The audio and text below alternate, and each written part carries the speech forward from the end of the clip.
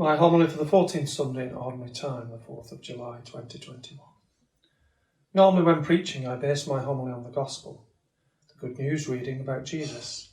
But today I'm going to focus on the second reading from St. Paul to the Corinthians, as it's a reading from which I have drawn great encouragement over many years. Incidentally, today's readings were the ones at the first Mass I celebrated after my ordination, and those at the first Sunday Mass I celebrated in St. Anne's, Stretford, when I began my 13 years ministry there. Today's second reading first came to my notice through the New Testament I was given at secondary school. Where to find help when troubled, struggling, feeling inadequate.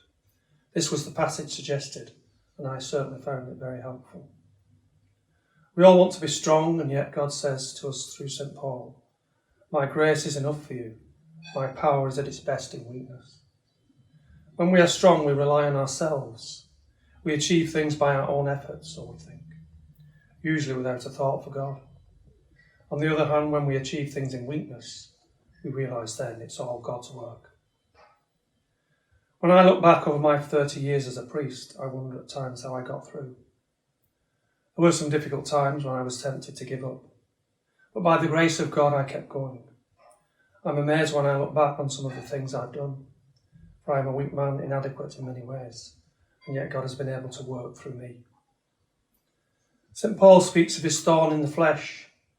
There's been much speculation about what it was, some sort of physical or psychological ailment, we don't know. He pleaded with the Lord to take it away. "My grace is enough for you. My power is at its best in weakness," was God's answer.